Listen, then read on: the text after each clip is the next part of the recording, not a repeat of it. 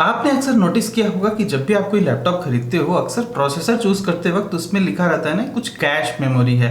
वो चीज़ क्या होती है और उसके बेसिस पे क्या आपको लैपटॉप डिसाइड करते वक्त ध्यान रखना चाहिए ये बात या फिर नहीं रखना चाहिए, ये सब कुछ मैं इस वीडियो में बताने वाला हूँ। Hello guys, I am Vishal from Techjonical. अब शुरू करते हैं।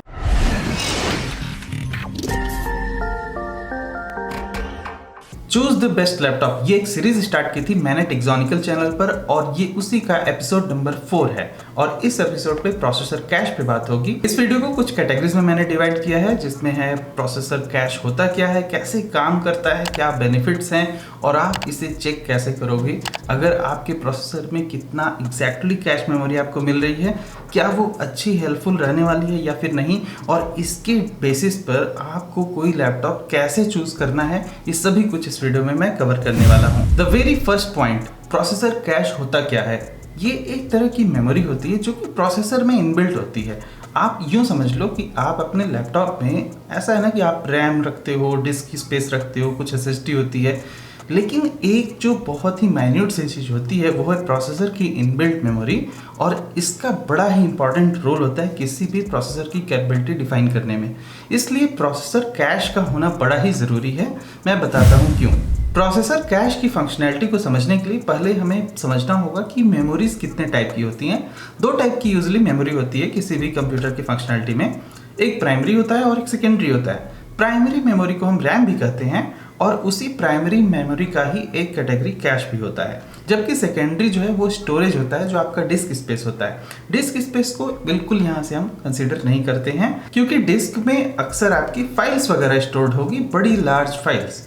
लेकिन जो मेमोरी का प्राइमरी मेमोरी का काम क्या होता है ना, वो जो भी आप ऐप्स के इंस्ट्रक्शंस भेज रहे हो अपने प्रोसेसर के लिए उसे रैंडमली एक्सेस करना। और अब इस प्राइमरी मेमोरी जिसे हम रैम कहते हैं उसकी भी 2 कैटेगरीज होती हैं। एक होता है डायनेमिक टाइप का रैम और दूसरा होता है स्टैटिक टाइप का रैम। यूजुअली आप जो रैम को कंसीडर करते हो ना लैपटॉप में कि इतने जीबी का रैम अपग्रेड करना है या फिर आपको एक्सपैंड करना है, वो सभी कुछ आपका डायनेमिक टाइप का रैम होता है, जबकि स्टैटिक रैम प्रोसेसर में इनबिल्ट होता है और उसी को हम कहते हैं कैश मेमोरी।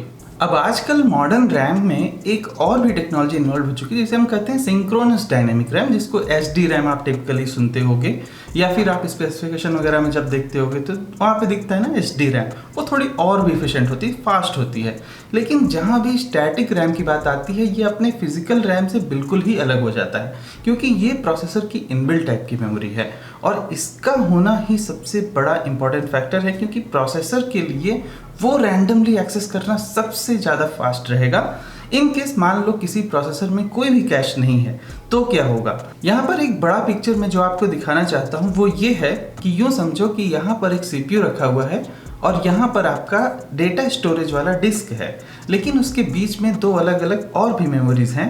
एक है आपकी रैम और ये है दूसरा स्टैटिक रैम, मतलब कि प्रोसेसर का कैश, और ये एक्चुअली में ये टोटल प्रोसेसर को कंबाइन करके बना देता है। इसी कॉम्बिनेशन की वजह से प्रोसेसर की स्पीड वगैरह डिफाइन करती है, लेकिन इसको थोड़ा डिटेल में जानने की ज़रूरत है कि ये काम कैसे करता है और क्यों हमें इसकी ज़रूरत पड़ी। क्या हमें सिर्फ इसी रैम से काम नहीं चल जाता जो हमारी नॉर्मल डायनेमिक रैम्स होती हैं। So now let's talk about how it functions. Cache memory का इतना बड़ा मेजर इंपॉर्टेंट रोल क्यों है कंप्यूटर में, जबकि वो बहुत ही टाइनी सा छोटा सा मेमोरी, ऑलमोस्ट 3-4 MB की मेमोरी इतना ज़्यादा इम्पैक्ट क्यों क्रिएट करती है। ये क्वेश्चन मेरे भी दिमाग में काफ़ी पहले आता था, लेकिन अभी मैं आपको यही क्वेश्चन का सही आंसर बताने की कोशिश करता हूँ। मान लो किसी प्रोसेसर में कोई भी कैश मेमोरी नहीं है, क्या उस केस में आपका कंप्यूटर बिल्कुल मालफंक्शन हो जाएगा, वो काम ही नहीं करेगा? ऐसा होगा क्या? नहीं, ऐसा बिल्कुल नहीं होगा। लेकिन आपका कंप्यूटर काफ़ी स्लो हो सकता है या फिर वो इफिशिएंटली परफॉर्म नहीं कर सकता है। अब आज के प्रोसेसर में बहुत सारे थ्रेड्स और कोर्स का सपोर्ट आज की डेट में मिल गया है बहुत सारी मल्टीटास्किंग करने के लिए, लेकिन एक रैम की जो कैपेसिटी है वो भी काफ़ी ज़्यादा हो चुकी है, 8 GB से लेके 16 GB तक। अब रैम क्या करती है, रैंडमली एक्सेस करने के लिए एप्लीकेशंस को उसको उसी प्राइमरी मेमोरी पे सेव करके रखती है, जो भी इंस्ट्रक्शंस आप देते हो थ्रू ऑपरेटिंग सिस्टम। अब जितना देर तक वो वहाँ पर रहेगा उतनी देर तक प्रोसेसर रैम से डायरेक्ट कम्युनिकेशन बिल्ड करता रहेगा, लेकिन इस कम्युनिकेशन को बिल्ड करने में एक सर्किट मैकेनिज्म भी ऑफकोर्स चलता ही है और उसमें यहाँ पर रैम की एक स्लॉट भी होगी, फिर प्रोसेसर का स्लॉट होगा और बीच में काफ़ी ज़्यादा गैपिंग हो जाएगी। तो आपकी जो सर्किट मैकेनिज्म है ना वो भी उतना ही फास्ट होना चाहिए। लेकिन जितना देर में ये ट्रांसमिशन होगा ना उतनी ही देर में क्या है कि प्रोसेसर को कुछ और भी इंस्ट्रक्शंस मिल सकता था। तो हम एक तरह से अगर कैश को ना लगाएं तो प्रोसेसर हमारा काफ़ी ज़्यादा एफिशिएंट होने के बावजूद भी, क्योंकि ये सर्किट मैकेनिज्म उतना फास्ट नहीं रह पाएगा, हम प्रोसेसर को प्रॉपर इंस्ट्रक्शंस भेज ही नहीं पाएंगे। अब प्रोसेसर एक तरह से यूँ सोचो कि खाली बैठा हुआ रहेगा टाइम पास करने के लिए और वो आपके इंस्ट्रक्शंस का वेट करता रहेगा रैम के थ्रू। अब इतना सब कुछ में टाइम काफ़ी कंज्यूम हो जाएगा और अल्टीमेटली आपको रिजल्ट क्या मिलेगा कि आप कोई भी मल्टीटास्क ऐप ओपन करोगे वो थोड़ा देर तक लोड होता ही रहेगा। इसी प्रॉब्लम को सॉल्व करने के लिए प्रोसेसर में कैश मेमोरी डाल दी जाती है, जिससे क्या होता है कि वो स्टैटिक रैम की तरह काम करता है और एक ऐप को कुछ समय के लिए वहाँ पर लोड करके रखता है। तो बार बार अभी प्रोसेसर को रैम के जरिए कम्युनिकेट करने की ज़रूरत नहीं है जब तक कि ये वाली मेमोरी कंज्यूम वो कर सकता है। मान लो आपने एक छोटा सा एप्लीकेशन खोला फोटोशॉप और वो थोड़ा सा उसका स्पेस वहाँ पर स्टोर हो गया, एक सिंपल सा जो नॉर्मल टास्क है एक कमांड का कि अभी इसे कैसे करना है, प्रोसेसर को वो अभी याद है कि मुझे ऐसे ही करना है। उसके लिए फिर से उसको एक प्राइमरी मेमोरी से एक्सेस करने की कुछ भी ज़रूरत नहीं है। नेक्स्ट टाइम जब आप कोई भी इंस्ट्रक्शंस फिर से दोगे तो वो उसे इरेज करके नई मेमोरी बिल्ड कर सकेगा और इस तरह से प्रोसेसर के पास बहुत सारा काम रहेगा करने के लिए, ताकि आप उस पूरे फास्ट प्रोसेसर का पूरा फुल पोटेंशियल इस्तेमाल कर सको अपनी टोटल कंप्यूटिंग एक्सपीरियंस में। Now comes the next thing कि कितने टाइप्स की कैश मेमोरी, इसमें भी टाइप होते हैं, तरह तरह के अलग अलग प्रकार के कैश मेमोरीज होती हैं, जिसमें कि 3 जो है सबसे मेजर इंपॉर्टेंट थिंग है, L1 कैश, L2 कैश और L3 कैश। L1 कैश और L2 कैश ये 2 तरह की अलग कैश मेमोरी होती है जो प्रोसेसर के कोर्स पर डिपेंडेंट होती है। हर एक कोर की एक इंडिविजुअल कैश मेमोरी होती है। हर एक कोर पे जो भी एप्लीकेशन गया वो उस पार्टिकुलर चीज़ को थोड़ी देर के लिए याद रखेगा और दूसरा कोर कुछ दूसरे एप्लीकेशन को वहाँ पर स्टोर करके रखेगा। अब इससे क्या होता है ना, ओवरऑल जो मल्टीटास्किंग की परफॉर्मेंस है वो काफ़ी अच्छी हो जाती है। यहाँ पर एक बात और भी आपको गौर करनी चाहिए, जो L1 और L2 कैश होती है, लेवल 1 और लेवल 2, ये बेसिकली क्या होता है ना, L1 सबसे छोटा होगा, L2 उसकी थोड़ी कैपेसिटी ज़्यादा होगी और L3 की कैपेसिटी सबसे ज़्यादा होगी।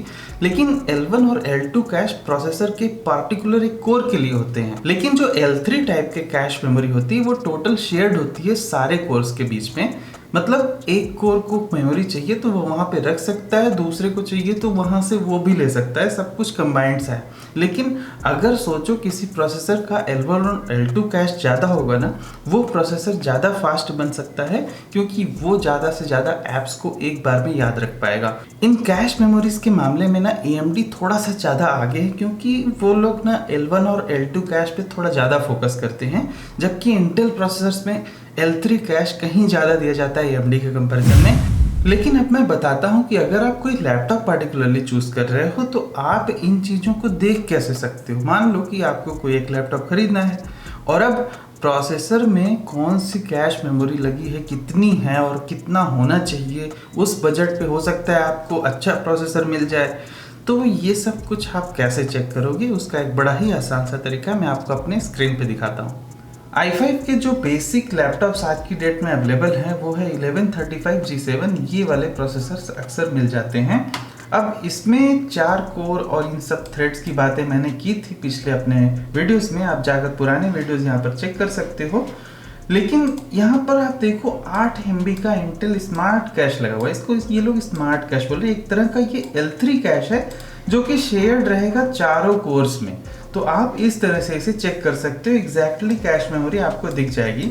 लेकिन इंटेल की एक प्रॉब्लम क्या है इनकी वेबसाइट में, ये लोग एग्जैक्टली L1 और L2 लेवल का कैश नहीं दिखाते हैं, उसको भी मैं देखने का आपको तरीका बताऊंगा।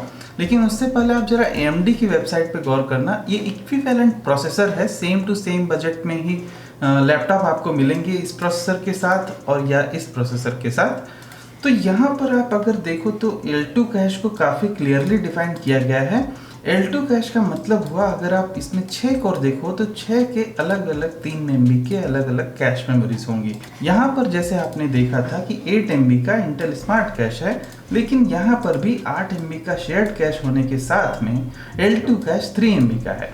तो मतलब हर एक कोर के लिए 6 इंटू 3 टोटल 13, मतलब हर एक कोर अपना इस 3 MB को इस्तेमाल कर सकता है। लेकिन फिर भी यहाँ पर L1 कैश को बहुत ही क्लियरली नहीं डिफाइन किया गया है। तो अल्टीमेटली रिजल्ट तो ये है कि आप किसी वेबसाइट पे जाके ये पार्टिकुलर चीज़ें नहीं चेक कर पाओगे। इसके लिए आपको किसी अपने फ्रेंड्स वगैरह से कांटेक्ट करना चाहिए जिसके पास कोई उसी प्रोसेसर का लैपटॉप हो, या फिर मैं दिखाता हूँ कि किसी भी लैपटॉप में आप ये चीज़ बड़े ही आसानी से चेक कर सकते हो। टास्क मैनेजर में जाकर, परफॉर्मेंस में जाकर CPU को देखो, यहाँ पर आपको L1, L2, L3 कैश तीनों दिखाई देगा। L1 सबसे कम होता है जो कि कोर्स पे डेडिकेटेड रहेगा। L2 फिर थोड़ा उससे ज़्यादा होगा क्योंकि वो सेकेंड लेवल का हो जाएगा, लेकिन ये थोड़ा स्लो भी होगा। ये वाला सबसे फास्ट लेकिन कम कैपेसिटी का, ये वाला थोड़ा सा ज़्यादा कैपेसिटी का लेकिन स्लो, और ये थोड़ा और भी स्लो लेकिन शेयर्ड रहेगा इन सारे 6 के 6 कोर में। मेरे इस पार्टिकुलर डेस्कटॉप में 6 कोर 12 थ्रेड का सपोर्ट है क्योंकि ये i5 का 10th जनरेशन वाला प्रोसेसर है।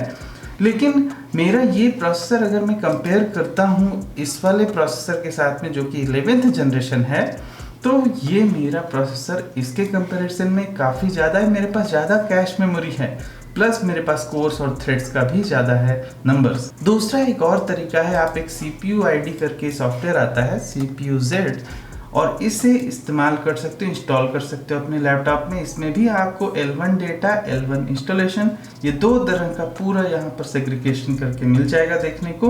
तो इस एपिसोड 4 में पूरी प्रोसेसर कैश की बात हो गई। नेक्स्ट वाले वीडियो में मैं बताऊंगा एपिसोड 5 में कि जनरेशन जो होते हैं ना प्रोसेसर के, उनका कंपैरिजन आप कैसे करो। जितने भी फैक्टर्स मैंने अभी तक बताए प्रोसेसर के, जो एक जनरल ओवरव्यू रहा, कोर्स रहा, थ्रेड रहा और आज कैशिंग हो गया, इन सभी को देखते हुए अब प्रोसेसर के जनरेशन का भी कंपैरिजन आपको लैपटॉप खरीदते वक्त कर लेना चाहिए। यही होगा नेक्स्ट वीडियो का टॉपिक, और उस वीडियो को भी आप जरूर चेक करना ताकि आपको पूरा आइडिया मिल सके कि एक प्रोसेसर के पीछे कितनी सारी थ्योरीज चलती हैं, और आप जब भी कोई नया लैपटॉप खरीदते हो ये सब बातें आपको काफ़ी ज़्यादा ध्यान में रखनी चाहिए। तब तक के लिए good bye, thank you for watching, will see you again there.